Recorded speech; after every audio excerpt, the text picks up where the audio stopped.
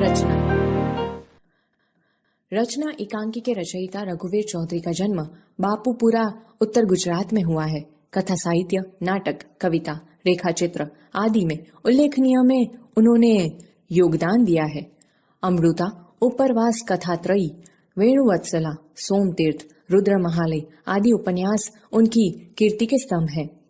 इस एकांकी में लेखक ने वर्तमान परिस्थिति में नव युवकों को तोड़ फोड़ करने के बजाय प्रतीक्षा करने और सामाजिक कार्य में संलग्न होने का संदेश दिया है। शाम का समय है। ग्राम पंचायत के कार्यालय के बंद दरवाजे के पास बैठा चौकीदार जमाई ले रहा है।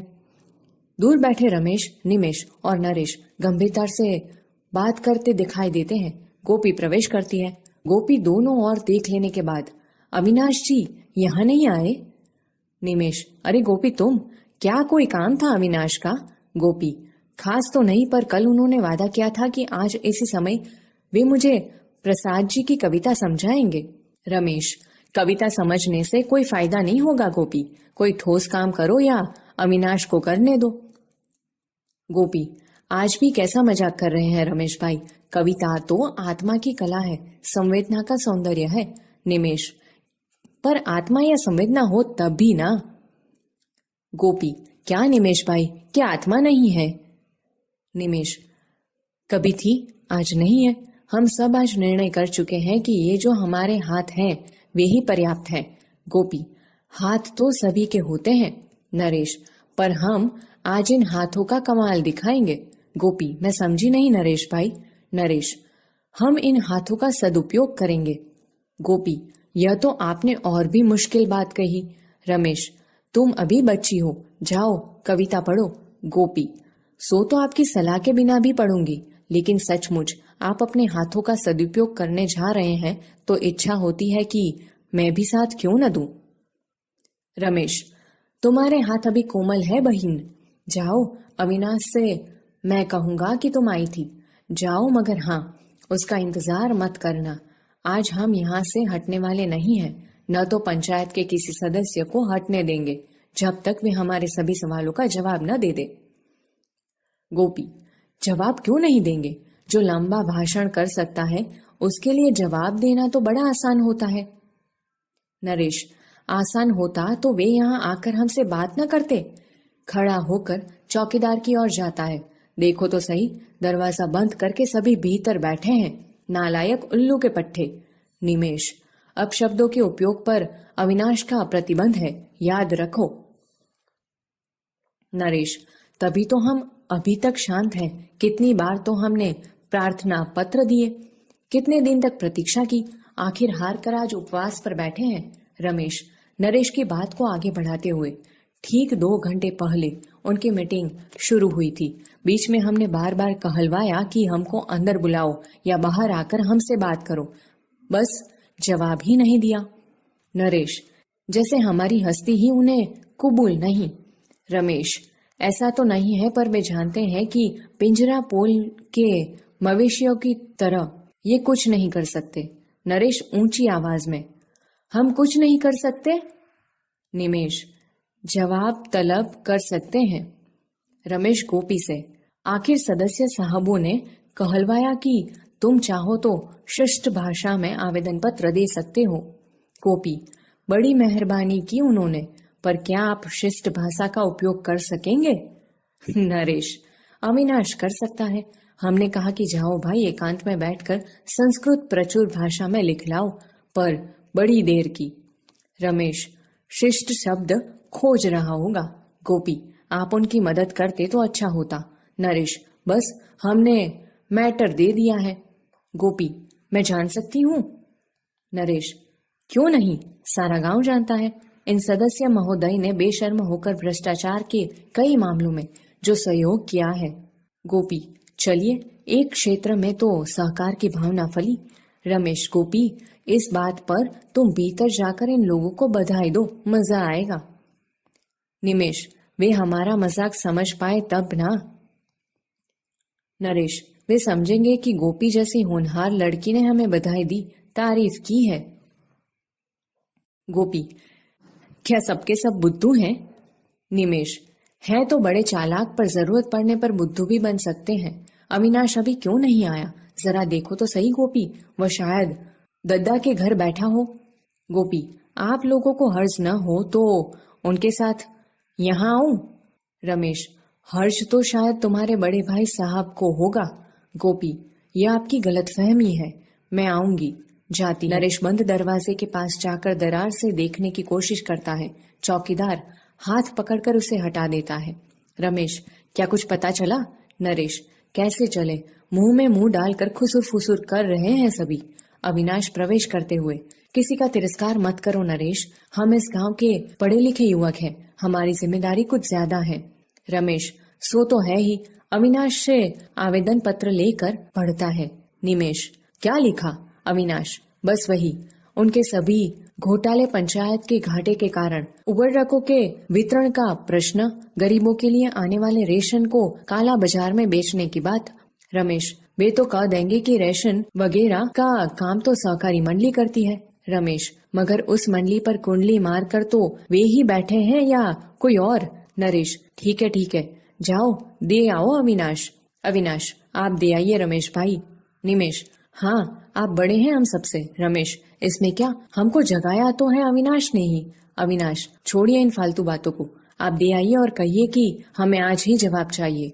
नरेश, अभी। रमेश, अच्छा, चौकीदार के पास जाकर दरवाजा खोल दो, मैं कहता हूँ दरवाजा खोल दो। क्या हुक्म नहीं है? हुक्म की ऐसी की तैसी, मैं कहता हूँ कि खोल दो, वरना तोड़कर भीतर जाऊंगा। अविनाश, अरे रमेश भाई, आप इस पर क्यों बिगड़ते हैं? ऐसा कीजिए, पत्र इसे दीजिए, भीतर जाकर दे आएगा। रमेश, ठीक है, लो जाओ दे आओ। चौकीदार पत्र लेकर भीतर जाता है, अंदर से दरवाजा बंद कर देता है। रमेश कुछ देर वहां खड़ा रहकर लौट आता है। बड़ी प्यास लगी है। नरेश, मुझे तो भूख भी ऐसी लगी है कि। निमेश, मैं तो जीवन में पहली बार उपवास कर रहा हूँ। अविनाश, किसने कहा था कि? रमेश, मैंने। उपवास का कुछ अच्छा असर पड़ता है, पुलिस पकड़कर ले नहीं जाती। निमेश, पुलिस तो यहाँ है ही कहाँ? रमेश, यहाँ न हो, पड़ोस के गांव में तो है।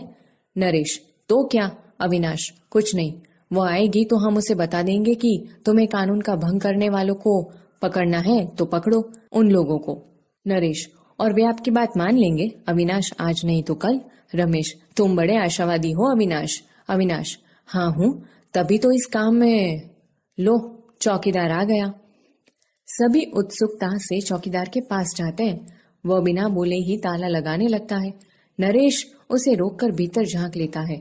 रमेश भी। चौकीदार निमेश को रोककर ताला लगाकर शांति से चला जाता है। नरेश, लो, भाग गए सभी उस दरवाजे से। अविनाश धैर्य और दृढ़ता के साथ, भागकर जाएंगे कहाँ? उन्हें हमारे प्रश्नों का जवाब देना ही पड़ेगा, आज नहीं तो कल। रमेश, कल की आशा छोड़ो, अब तो हमारा आवेदन पत्र फाइल हो गया। निमेश, वे लोग अब खा पीकर चैन से सोएंगे और हम यहाँ। नरेश, हम उन्हें चैन से सोने नहीं देंगे, उनकी नींद हराम कर देंगे। अविनाश चिंता से, क्या करोगे? रमेश, दरवाजा तोड़कर अपना वह पत्र खोज निकालेंगे, फिर जाएंगे उनके घर। नरेश, वहाँ तो उनके पालतू कुत्ते हमें रोकेंगे। मेरा ख्याल है कि हाथ में पत्थर लेने का अभिनय करता हुआ। रमेश, ठीक है। पथराव की बात सुनकर सभी दौड़े आएंगे। पत्थर उठाता है निमेश। चलिए अविनाश भाई, उठाइए पत्थर। अविनाश, मजाक छोड़ो। रमेश, इसे तुम अभी मजाक समझ रहे हो? वाह रे पंडित, चलो उठाओ पत्थर, एक साथ वार करे। अविनाश, नहीं, यह असंभव है, हम इस मकान को तनिक भी नुकसान नहीं पहुंचा सकते, जो हमारा ही है उसे। रमेश, अभी इसी भ्रम में हो कि यह हमारा है। चलो नरेश, निमेश, देर क्यों कर रहे हो? तीनों कुछ कदम आगे बढ़कर पथराव करते हैं। अविनाश, रुक जाओ, मैं कहता हूँ रुक जाओ, तुम नहीं जानते हो कि तुम क्या कर रहे हो, रुक जाओ वरना। नरेश, वरना क्या? तुम्ही ने तो हमें इसके लिए भड़काया था। अविनाश, भड़काया नहीं था, जगाना चाहा था, शायद वह मेरी गलती थी, मुझे आपसे ऐसी उम्मीद नहीं थी। रमेश भाई, कम से कम आपसे तो। रमेश, रुक कर, तुम यहाँ से जाओ, मैं जानता हूँ यह तोड़फोड़ देखकर तुम्हें दुख होगा। जाओ। अविनाश, मैं इस प्रकार पलायन नहीं कर सकता। निमेश, तो हमें साथ दो। नरेश, हाँ, हमसे तो ज्यादा ताकतवर हो, आओ हाथ बटाओ। तीनों जोरों से पथराव शुरू कर देते हैं। टूटने फूटने की आवाज आने लगती है। अविनाश, आप लोग मेरी बात सुनना नहीं चाहते? जैसी आपकी मर्जी। कार्यालय के दरवाजे के पास जाकर खड़ा रहता है, भले ही मुझको चोट लगे। रमेश, हम तुम्हें चोट नहीं पहुंचाएंगे, हम निशाना लगाना जानते हैं। निमेश, नरेश अविनाश को बचाकर पत्थर फेंकते हैं।